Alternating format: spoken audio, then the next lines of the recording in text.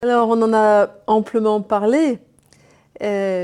Pour que la communication soit efficace dans le sens du meilleur temps dévoué à un résultat sur lequel on n'a pas besoin de revenir et qui, si possible, crée du plaisir, pour qu'elle soit efficace, il est important de s'arrêter avant de commencer. On vous donnera un outil pour ça. Il y a un outil précis qui s'appelle le BIM, et de se demander, mais où il en est l'autre? Et moi, où j'en suis? Je vous rappelle que on est plus efficace si on ne va pas apporter à l'autre, mais toi, tu as besoin de ça, alors que c'est moi qui en ai besoin. Okay? Donc, me connaître moi-même, savoir où j'en suis, est très important.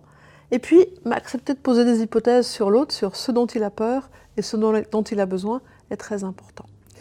Pour les besoins, il y a plein d'outils qu'on peut utiliser. Je voudrais vous en proposer un ici, qui est simple, que vous avez sans doute déjà rencontré dans votre vie de manager, dans des stages ou dans vos études, ou peut-être pas, et qui est l'utilisation de la pyramide des besoins de Abraham Maslow. Abraham Maslow a créé cet outil il y a longtemps, dans les années 1960, pour diverses raisons. À l'époque, pour parler de motivation.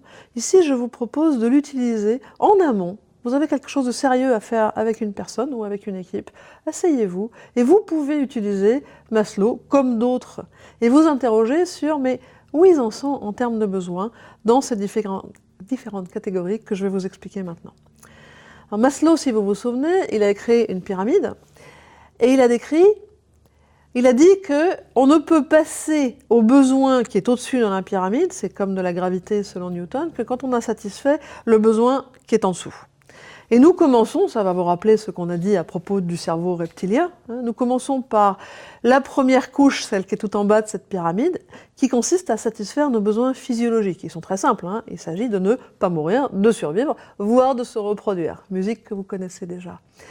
Une fois et une fois seulement que je suis assurée que demain je mangerai encore, alors je peux passer, et donc la personne à qui je parle, à la tentative de satisfaction du besoin qui est au-dessus et que Maslow a décrit comme étant les besoins de sécurité. Pas d'injustice, avoir un toit, être dans des conditions où on ne tombe pas malade. Donc là, par exemple, en entreprise et en usine, on va parler de tout ce qui relève de l'ergonomie. Okay, mais on va parler aussi de tout ce qui relève de ne pas craindre que demain mon job va disparaître. Vous savez très bien que quelqu'un, soit qui part volontairement, soit qui part pas volontairement, il est moins efficace, c'est le moins qu'on puisse dire, dans l'exécution de sa tâche, et en tout cas, il l'est pas beaucoup dans la transmission et dans la collaboration, dans la créativité. C'est parfaitement illusoire que de dire tu travailles jusqu'au dernier jour de ton boulot. Ces deux premiers besoins, physiologique et sécurité, sont extrêmement personnels. Et il relève donc du cerveau reptilien. Et il n'est pas question d'imaginer que quelqu'un va accepter de recevoir de la reconnaissance. Tu fais du bon boulot, tu contribues, ou encore moins qu'il va accepter d'appartenir. Okay, tu es un membre de l'entreprise, tant que ces deux besoins de base ne sont pas satisfaits. Par exemple, un stagiaire, ou quelqu'un qui est un prestataire externe, on sait bien que on n'attend pas de lui le même type d'implication aux valeurs de l'entreprise, voire à son objectif. Il se donnera peut-être pas autant, souvent pas autant, sauf si il a envie d'appartenir, c'est-à-dire de satisfaire le troisième besoin au-dessus de sécurité, et que c'est lui qui décide de sortir un peu plus de ce qui pourrait être confortable en tant que prestataire externe pour éventuellement appartenir, c'est-à-dire être recruté. Okay. Appartenir, c'est le troisième besoin qui commence à être social dans ce que décrit Maslow, et c'est par exemple, pour ceux d'entre vous qui avaient des adolescents, ceux qui arrivent à la maison. Nos adolescents, quel que soit le style culturel, savent à peu près où est leur lit, où est le réfrigérateur, savent se partir dans les différentes pièces de la maison, où est leur propre grotte, où ils peuvent se réfugier, probablement jouer à l'ordinateur et discuter avec leurs copains par outils électroniques interposés. Et puis, une fois que ça c'est assuré, et une fois seulement, ils vont intégrer les règles de la maison. Il y a des maisons où on peut sortir jusqu'à telle heure, il y a des maisons où on peut s'adresser aux anciens d'une manière ou d'une autre, et ces règles-là, la sécurité, les règles, les normes, les lois, on peut les acquérir, mais seulement quand on a le ventre plein, bien sûr. Et on sait aussi que les ados, ils savent qu'ils peuvent exagérer selon tel écart ou pas. Okay. Alors et alors seulement, ils vont sortir et ils vont aller retrouver leur bande de copains. En général, on les aime pas beaucoup, hein, ces bandes de copains. C'est à l'extérieur, les cheveux rouges, ils traînent, ils font des choses ensemble qu'on ne fait pas à la maison. Okay.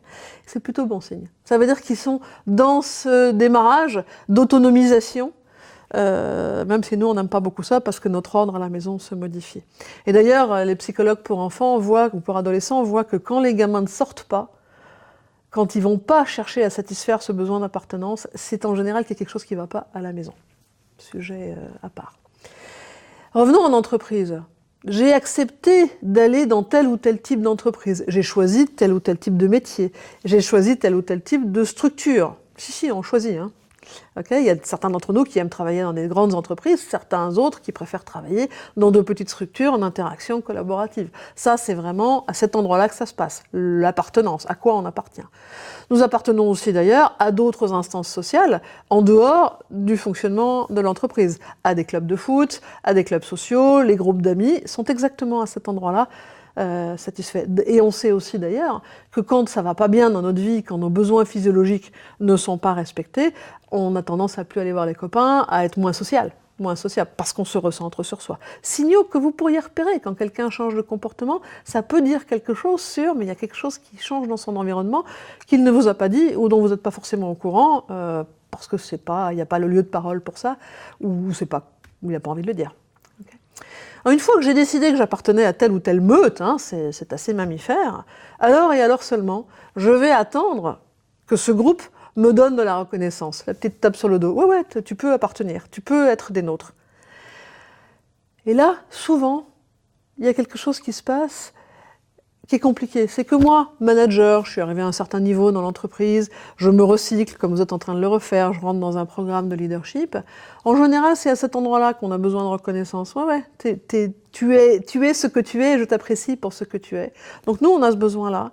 Et par erreur, nous tendons à donner aux autres aussi de la reconnaissance sur ce qu'il est ou sur ce qui est fait. Mais si jamais il se trouve ailleurs dans la pyramide des besoins et que c'est pas ce dont il a besoin, on tombe à plat.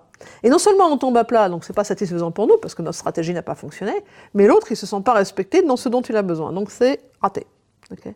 C'est très très fréquent. Ce que je vous disais, la règle d'or, c'est de donner à l'autre ce dont il a besoin et pas ce dont nous avons besoin, à condition que déjà nous on sache qu'on ait besoin. À nouveau, cette pyramide de Maslow est une des manières de décrypter les besoins, il y en a plein d'autres. Quand j'ai reçu suffisamment de reconnaissance que je suis capable, et ça s'apprend, chacun d'entre nous est capable de s'apprécier, de dire ouais là il y a des choses que je fais bien, et puis là j'ai encore des zones d'amélioration, ou bien je laisse tomber parce que ça c'est trop dur et puis j'accepte que je ne suis pas bon là, ou que je ne suis pas parfait, alors et alors seulement, on va accepter d'aller dans le dernier élément qu'a décrit Maslow, qui est la capacité à sortir de sa zone de confort, à apprendre des nouvelles choses, à désapprendre, à déconstruire ce qui nous a fait fonctionner jusqu'à maintenant. Vous trouverez, selon les moments où Maslow a publié sa théorie, 6 éléments de la pyramide, peu importe. Conservez celle-ci, le dernier triangle, comme étant ce que vous êtes en train de faire. Hein. Vous remettre en question, changer des éléments, changer peut-être d'entreprise ou de fonction, en tout cas très certainement changer votre manière de voir le monde, ça se passe là-haut. Ça signifie que très probablement les 4 positions, les 4 couches inférieures de la pyramide de Maslow pour vous sont relativement satisfaites. Interrogez-vous à ce sujet. Et en tout cas, si vous en êtes à ce stade d'actualisation personnelle qui est passionnant, hein, qu'est-ce que j'ai appris, qu'est-ce que j'en fais aujourd'hui, en quoi je contribue, en quoi je vais contribuer, c'est passionnant, puis ça nous occupe. Mais faites attention, parce que tout le monde n'est pas là. Et que si vous mettez tout le monde en réflexion, en brainstorming sur qu'est-ce qu'on va devenir, comment on peut devenir innovateur, alors qu'eux, ils ne savent pas s'ils vont garder leur job demain, ils ne sont pas bien sûrs qu'ils ont choisi la bonne entreprise, et puis ils ne reçoivent pas de reconnaissance, ça tombe à plat. Et ça peut rendre un manager très très frustré. Alors par chance, on a aussi des moments où les gens sont tous à ce moment d'actualisation personnelle, mais ce n'est pas toujours le cas. Je vous le souhaite en tout cas.